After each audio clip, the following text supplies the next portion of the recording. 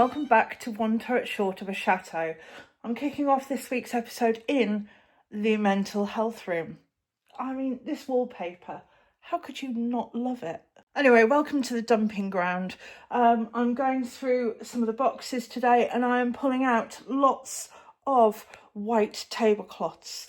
I love a white tablecloth, it just looks crisp and finished. So I'm just sorting through the usable stacks of tablecloths to see which ones I can use for the big table outside. Even though things have been in storage, they're being washed, they're being ironed. Yeah, we do read your comments every week. I don't necessarily have time to reply to them all. I am very sorry. We did have a question from somebody asking, where do you host your dinners? A lot of them are outside next to our pool area in this barn with the table that my father made. It's only 1 o'clock in the afternoon, so I've not started setting anything up on the table yet because we have birds and wildlife. But I will show you a picture of what it looks like set up now. So there we go, nice and neat, nice and simple, and we're showing off the food. Unless you bought me any special porcelain. No. No. I have bought you salt and pepper. Not that your food needs it, but some people have odd taste, so that's for them. Yeah, well, there we go. You can't have everything, can you? After a quick trip out to the market this morning,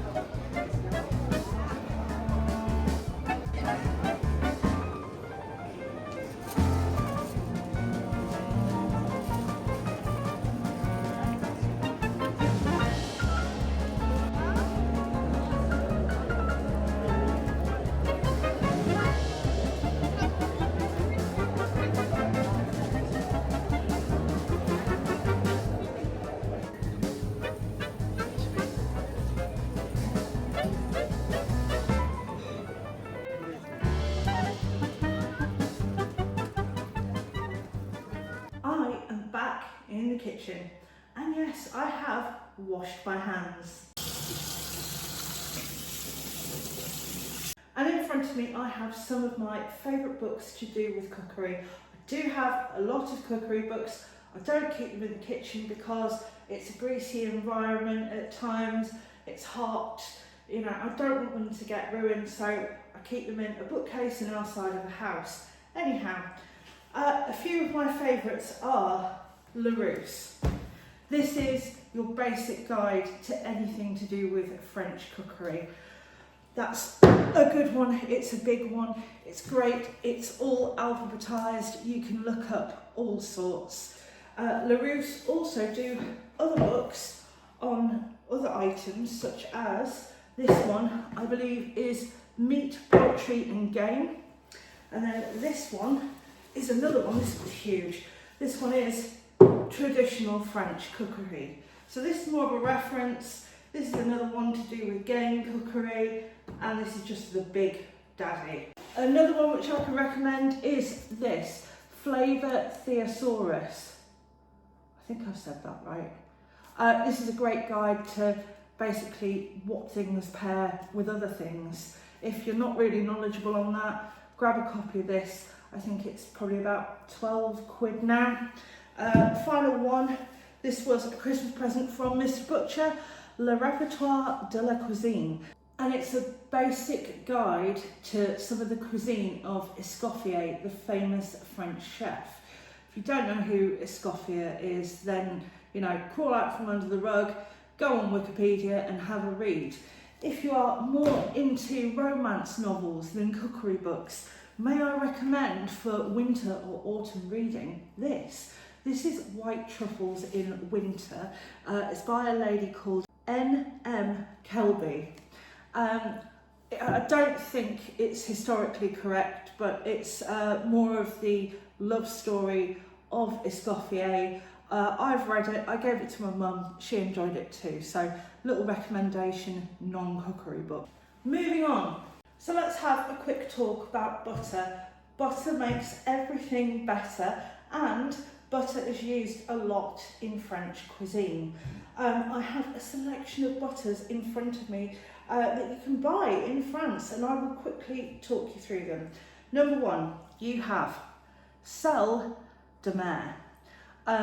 This is salty butter, it's got salt crystals in it. It's great for things like if you're having bread and butter. Personally, I'm not a fan of cooking with it because it's salty, and you know, if you want to add salt as a chef, you can over salt the food. But yeah, this is, with cheese and bread, this is a bit special. Next up, you have Pampli. I buy Pampli from our cheese man at the market, and he has a huge vat of it on his stall, and he cuts it off. Normally I buy it by the ½ kilo to make garlic butter with. This is more of a chef's butter. You can have it salted or you can have it half salted, but it's not as powerful with the salt as Sel de la Mer. Yeah, great foaming point for if you are cooking things like scallops or seafood, you know, beurre blanc. This is a nice one too. Next up, you have this one. This is Bielle Vert. This is, it comes in different colours, so this one's the blue version. This is just another gorgeous butter. This is half salted. I don't know whether it will have it on there, but when you open the packet, embossed into the top is normally a picture of a cow. Again, I wouldn't really cook with this one. It's unpasteurised churned butter, and it is a little bit salty. Again, if I was cooking, I'd go with this one. But yeah, this is again another nice one. You'll probably get this in some very nice hotels as well. They also make a version with algae or seaweed. Seaweed butter is known many things as seafarer's butter, obviously seaside, algae, seaweed. It's also known as witch's butter. This is quite good for cooking. It depends what you are cooking. I would maybe use this to cook something like salmon in. I wouldn't really cook meat in it. It doesn't really go very well. And as you can probably see, I have clean hands. There is green in there. It also adds a little bit of colour to what we're cooking. We have next up Echerie. I am sorry, my French is not great. I can struggle to get by, but this is another great butter. This one is salted, and it has here AOP, Appellation Origin Protégé. I think protégé, I can't say it in French, I'm sorry. But it's a protected regional butter. So you couldn't make it in Spain and ship it over and say it's from the Patio region. But yeah, another great one. This one's okay for cooking with because it's not got salt crystals in or anything like that. There we go. The final one. I don't have any, and I can't find any in the region that we live in. If you wanted the best butter on the planet, I can recommend butter from Maison Bordier. It is, it's just next level. It's just creamy. The foaming point is magical. You know, it's a bit of a sexy butter. It's the most sexiest butter on earth. Anyway, enough about butter. Small butter education for you. Done enough buttering up for now. Oi, you, out of the kitchen. There's no dogs in this kitchen. It's a place for food, not animals. No dogs in the kitchen, no dogs in the B&B house. Don't want mess. Health and hygiene, think. I'm pleased to say it has been another busy week here, which is fantastic. And behind the scenes, Mr. Butcher has been doing some extra work. He's been doing some research. So we are hoping that next week we should be able to tell you the origin of where these RC initials have come from in all of the downstairs rooms in the Maison de Maître. In the meantime, let's see what he has been up to apart from research this week. Good morning. Well, guests have been fed. It's all been tidied up. Claire's working on the rooms. And, well, I've got a little task to do. We went out yesterday and went shopping. Went to a garden centre and got a few little bargains just to try and improve the patio area of the gîte. It's looking a bit barren, so let me show you what we got. One of them that will turn into something. One of them. Some of that. One of them.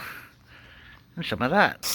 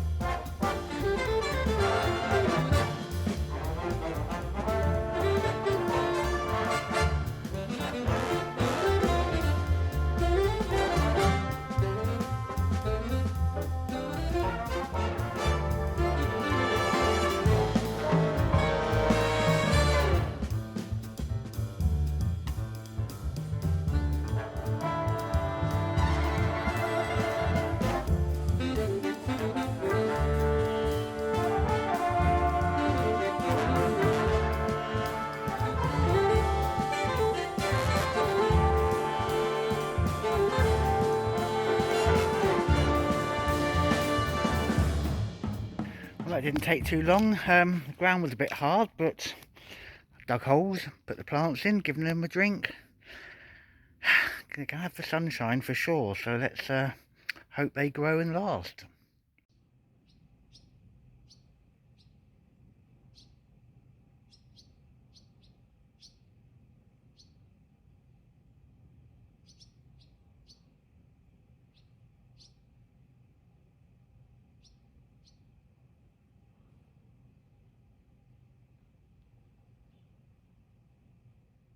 Well, as you can see, I'm around our beautiful swimming pool. The guests that were here using it this morning have now gone out to lunch, and giving me the opportunity to do, or try to start to do, something about this bit of roof. So at the end of the garden, this is the hens outside area.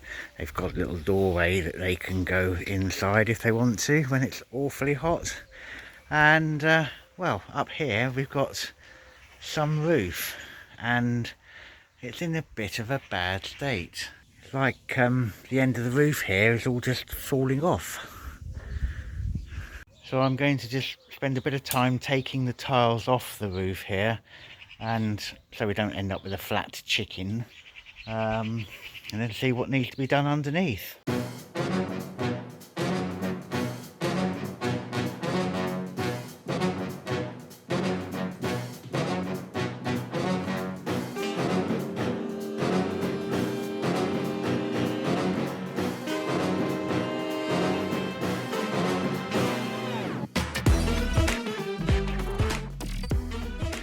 Now I've taken those tiles off, there was a fair weight of them on this structure. We'll call this a structure.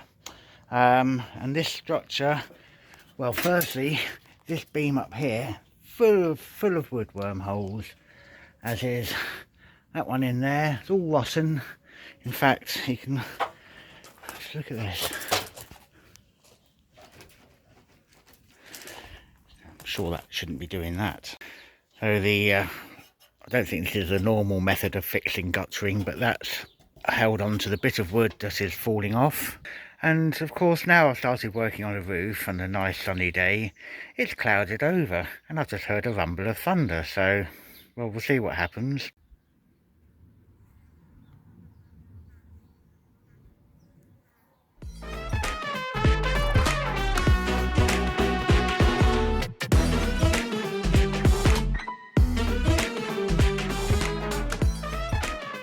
this bit of guttering hasn't been doing an awful lot of work. Absolutely full of predominantly sycamore seeds from probably my neighbour's sycamore tree. Build up over the years. The pipe is completely blocked with this in such to an extent that, well, it's just corroded all the way through. So, well, that's a bit useless really, isn't it?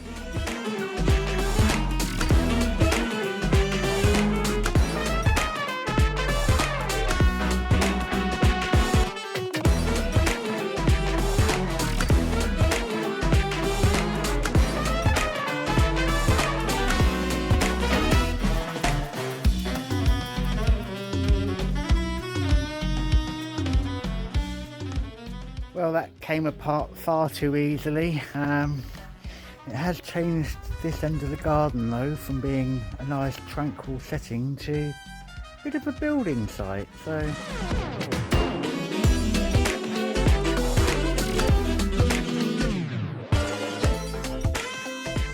I've had a little tidy up, and I think given the amount of thunder and lightning that's going on around, I'm going to just go inside for a while, because being up a ladder, probably not the most sensible thing to be doing at the moment.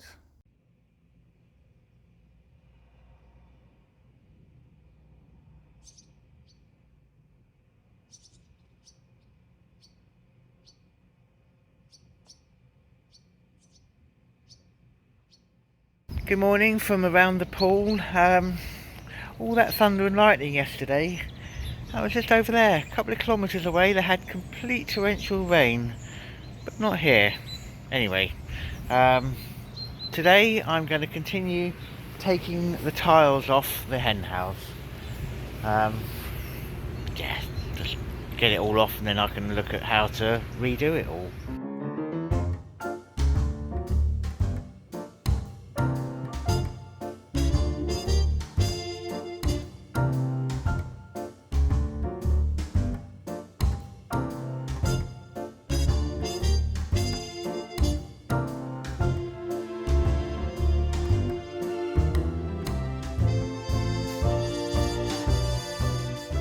Apart from just a few tiles that are cemented into the wall at the top, that's this Clare. The beam that was supporting the overhanging roof here, well, that's all just rotted away.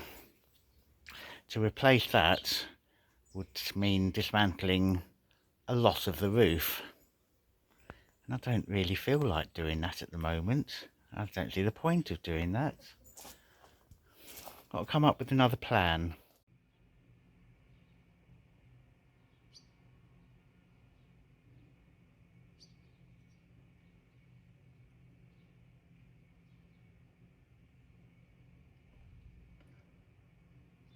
And after all of that, it's about time to get ready for wine of the week.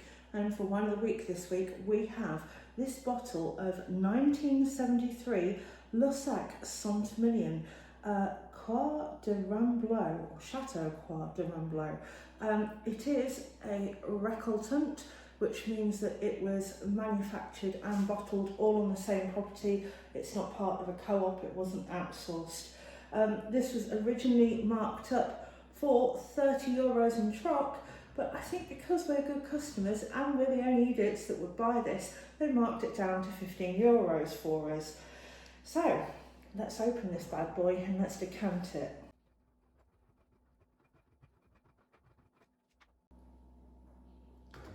Tiny little bit of mould on the top of the cork, but it's quite soft. Oh. Oh, she nearly came out in one piece. It's not saturated. Oh, it's just like port. Hi and welcome to Wine of the Week. Well, the proof is in the pudding, or in this case, the proof is in the drinking. Yeah, going to see whether it's complete vinegar or as special as I am. If only everything was as special as you are, dear. How does it smell? I'm not convinced. Oh, Yeah, I think you could be a better vintage. But Well, here goes.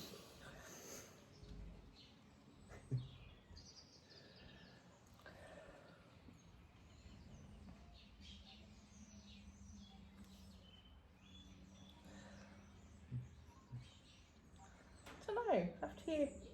After me, gold. No, no.